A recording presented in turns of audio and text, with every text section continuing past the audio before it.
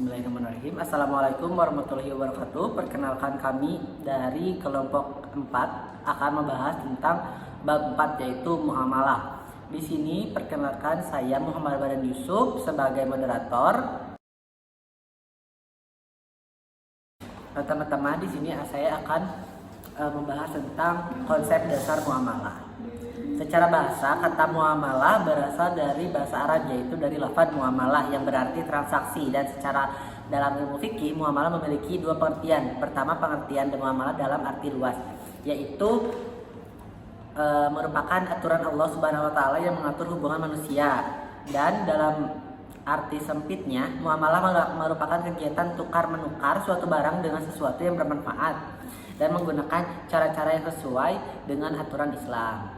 Yang kedua yaitu ruang lingkup muamalah. Ruang lingkup muamalah mencakup dua aspek, yaitu yang pertama aspek al-muamalah al-adabiyah dan kedua adalah al-muamalah al-madiyah. Yang pertama, al-muamalah al-adabiyah adalah muamalah yang berhubungan dengan kegiatan adab dan akhlak. Beberapa hal diantaranya yaitu ijab kabul, saling meridhoi, tidak ada keterpaksaan dari salah satu pihak, hak dan kewajiban, kejujuran, segala sesuatu yang bersumber dari indera manusia yang ada kaitannya dengan peredaran harta dalam hidup bermasyarakat. Dan yang kedua adalah al-muamalah al-madiyah, yakni muamalah yang mengkaji objeknya sehingga muamalah yang bersifat muamalah ini adalah bersifat kebendaan, karena objek fikih muamalah adalah benda yang halal, haram, syubhat dan diperjualbelikan. Benda-benda yang memudaratkan, benda-benda yang mendatangkan kemaslahatan bagi manusia, dan lain sebagainya. Muamalah ini mencakup beberapa hal diantaranya, yaitu yang pertama al-bai' al-tijarah atau jual beli. Yang kedua adalah al-rahan, yaitu gadai. Yang ketiga adalah kafalah wa daman, yaitu jaminan dan tanggungan. Yang keempat yaitu hiwalah, yaitu pemindahan hutang. Yang kelima adalah tafis atau jatuh bangkrut. Yang keenam adalah al-syirkah, yaitu perseroan. Muamalah juga memiliki objek kajian hukum, yaitu 1 hak, 2 benda, 3 kepemilikan, dan akad. Dan yang ketiga adalah prinsip-prinsip muamalah. Yang pertama ada yaitu segala bentuk muamalah pada dasarnya adalah mubah atau boleh. Yang kedua adalah masalah muamalah termasuk pada urusan duniawi. Yang ketiga adalah muamalah harus dilakukan atas dasar sukarela. Yang keempat, muamalah dilakukan atas dasar pertimbangan mendatangkan manfaat dan menghindari mudarat dalam hidup masyarakat. Yang kelima adalah adat kebiasaan yang berlaku hal ini. Adat kebiasaan bisa dijadikan dasar hukum asal tidak bertentangan dengan syariat. Yang keenam adalah muamalah dilaksanakan dengan memelihara nilai keadilan. Mungkin cukup sekian dari saya, akan dilanjutkan dengan rekan saya. Saya Agni Melismianti dengan nomor NPM 232122008. Baik, di sini saya akan menjelaskan tentang hak kepemilikan, harta, dan akad. Pertama, ada pengertian hak. Secara bahasa, hak berarti subut yang berarti tetap, kokoh, dan wujub yang artinya kewajiban atau keharusan. Sedangkan secara istilah, hak adalah suatu ketentuan yang digunakan oleh syara untuk menetapkan suatu kekuasaan atau suatu beban hukum. Secara sederhana, hak adalah kepentingan yang ada pada perorangan atau masyarakat atau pada keduanya yang diakui oleh syariat. Yang kedua ada pengertian kepemilikan. Kepemilikan adalah kekhususan seseorang pemilik suatu barang untuk dimanfaatkan selama tidak ada larangan syara. Dalam Islam, kepemilikan dibagi menjadi 3. Pertama, kepemilikan pribadi atau individu, kedua kepemilikan masyarakat atau umum, dan ketiga adalah kepemilikan negara. Untuk memiliki harta ada beberapa cara yang dapat dilakukan, baik oleh perseorangan maupun kelompok, yaitu sebagai berikut. Yang pertama ada transaksi jual beli, yang kedua ada ihrazul mubahat, yang ketiga ada warisan, yang keempat tawalud bin ma'luf, yang kelima ada harta pemberian dari negara kepada rakyatnya, yang keenam ada harta yang didapatkan dengan tanpa keluar harta atau tenaga apapun. Baik, selanjutnya ada pengertian harta. Secara bahasa, harta berasal dari bahasa Arab, yaitu kata al-mal yang berarti condong, cenderung, dan mirip. Sedangkan harta secara istilah adalah segala sesuatu yang memiliki nilai. Dan ada juga cara membelanjakan harta. Yang pertama, membelanjakan harta sesuai dengan aturan, yaitu dengan menggunakannya secara secukupnya, artinya tidak boleh berlebihan. Yang kedua ada tidak berbuat mubazir. Yang ketiga ada tidak menghambur-hamburkan harta atau boros. Pengertian akad.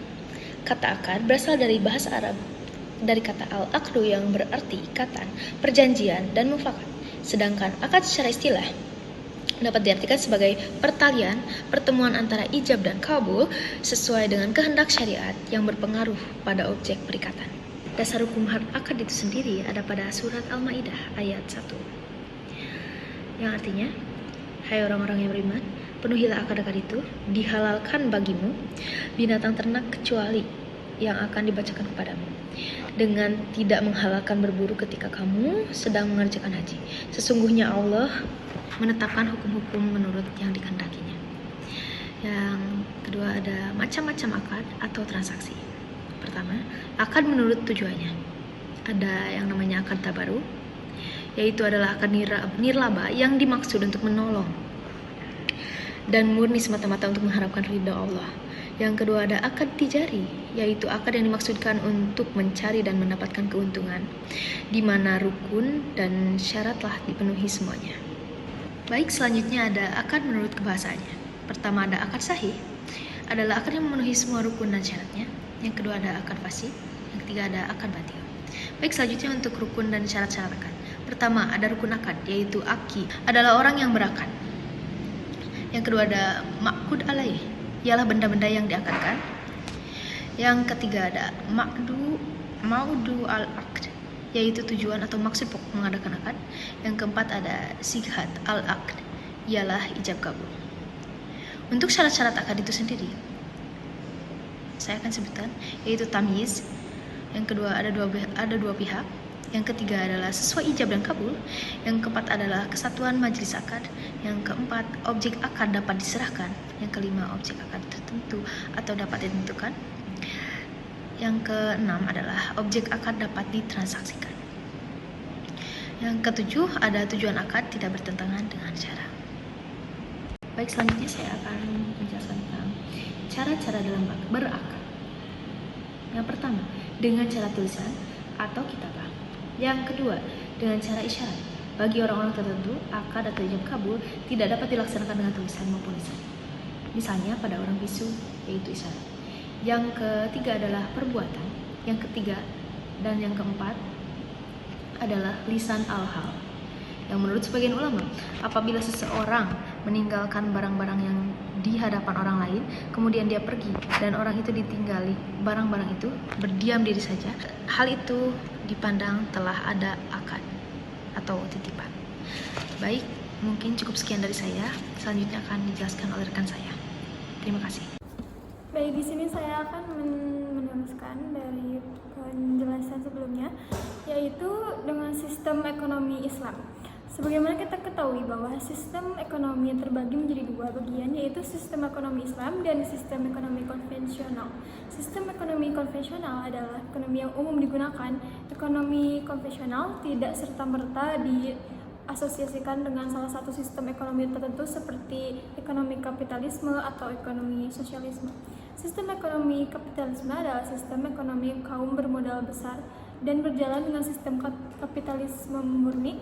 Artinya sistem ekonomi ada dalam kendali kaum bermodal besar. Adapun yang dimaksud dengan sistem ekonomi sosialisme adalah sistem ekonomi yang mengatur sumber daya ekonomi yang dikuasai oleh negara. Satu, pengertian sistem ekonomi Islam. Sistem ekonomi Islam adalah ilmu yang mempelajari tentang perilaku ekonomi manusia yang diatur berdasarkan aturan agama Islam dan didasari dengan tauhid sebagaimana yang sudah dirangkum dalam rukun iman dan rukun Islam. Ekonomi Islam itu sendiri memiliki tujuan, yaitu membantu manusia untuk mencapai kemenangan dunia dan akhirat. Dua adalah prinsip-prinsip sistem ekonomi Islam. Secara garis besar, ekonomi Islam memiliki 5 prinsip, yaitu pertama, berbagai sumber daya dipandang sebagai pemberian titipan dari Allah kepada manusia. Yang kedua, Islam mengakui bahwa pemilikan pribadi dalam batas-batas tertentu. Yang ketiga, kekuatan penggerak utama ekonomi Islam adalah kerjasama. Yang kelima ada keadilan, yaitu ekonomi Islam menolak terjadinya akumulasi kekayaan yang dikuasai oleh segelintir orang saja. Yang keenam, ekonomi Islam menjamin pemilikan masyarakat dan penggunaannya untuk kepentingan banyak orang. Dan adapun ciri-ciri sistem ekonomi Islam, yang pertama, akidah sebagai substansi inti yang menggerakkan dan mengerahkan ekonomi. Yang kedua, syariah sebagai batasan untuk memformulasikan keputusan ekonomi. Yang ketiga, akhlak berfungsi sebagai parameter dalam proses optimalisasi kegiatan ekonomi. Yang keempat, kepemilikan multijenis. Prinsip ini adalah terjemahan dari nilai tauhid pemilik primer langit, bumi, dan seisinya adalah Allah. Yang kelima, kebebasan bertindak atau berusaha.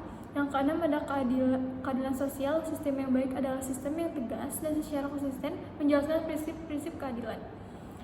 Adapun manfaat sistem ekonomi Islam, yang pertama adalah sistem ekonomi Islam memegang nilai-nilai tersebut pada perekonomian. Yang kedua, sangat memperhatikan kepemilikan individu tetapi tetap memiliki batasan-batasan yang diatur sesuai dengan syariat Islam. Yang ketiga, negara berperan sebagai pembuat kebijakan dan melakukan fungsi pengawasan agar tidak terjadi distorsi dalam perekonomian. Yang keempat, memiliki sistem yang baik bagi pemerintahan dalam distribusi pendapatan melalui instrumen zakat, infak, dan sedekah dari kelompok kaya kepada kelompok miskin. Yang kelima, setiap individu dalam sistem ekonomi Islam akan termotivasi untuk bekerja keras. Adapun ragam transaksi Islam di era modern. Yang pertama adalah transaksi perbankan. Secara garis besar, bank berfungsi sebagai intermediary institution yang menggerakkan dana dari masyarakat dan menyalurkan kembali dana tersebut kepada masyarakat yang membutuhkan dalam bentuk fasilitas pembiayaan. Yang kedua ada transaksi asuransi. Dengan cara menanggung sendiri, risk retention, kuda mengalihkan risiko kepada pihak lain, risk transfer, dan yang ketiga mengelolanya secara bersama-sama, risk sharing. Inilah cara yang ketiga yang dimaksud dengan asuransi syariah. Ada beberapa perbedaan antara asuransi syariah dengan asuransi konvensional, di antaranya perbedaan sebagai berikut. Yang satu adalah perjanjian. Asuransi syariah memiliki akad hibah dengan konsep saling menolong, sama-sama tidak mengharapkan imbalan. Yang kedua adalah dana. Asuransi syariah, dananya dimiliki semua peserta. Asuransi perusahaan hanya menjadi pengelola dana. Yang ketiga adalah pengelolaan dana. Dalam asuransi syariah, dana semaksimal mungkin diolah untuk keuntungan atau kepentingan peserta asuransi dan pengelolaannya juga lebih transparan. Yang keempat, ada bagi hasil asuransi syariah, keuntungan yang didapatkan dari pengelolaan dana asuransi akan dibagi untuk semua peserta dan perusahaan asuransi secara merata. Yang kelima ada zakat asuransi syariah, peserta wajib membayar zakat yang diambil dari jumlah keuntungan perusahaan. Yang keenam adalah pengawasan dana asuransi syariah, ada Dewan Pengawas Syariah DPS di setiap perusahaan berbasis syariah termasuk perusahaan asuransi. Yang ketujuh, status asuransi syariah, dana yang disetor peserta asuransi bisa diambil kalau dalam perjalanannya tidak sanggup membayar, hanya ada potongan kecil berupa dana tabaruk.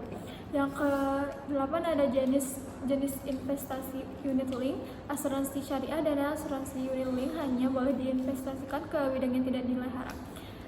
Adapun transaksi pasar modal, yaitu tempat di mana modal diperdagangkan antara pihak yang memiliki kelebihan modal investor dengan orang yang memerlukan modal issuer untuk mengembangkan investasi.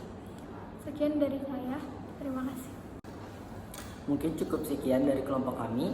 Bila ada pertanyaan bisa dicantumkan di kolom komentar. Wabillahi taufiq wal hidayah. Wassalamualaikum warahmatullahi wabarakatuh.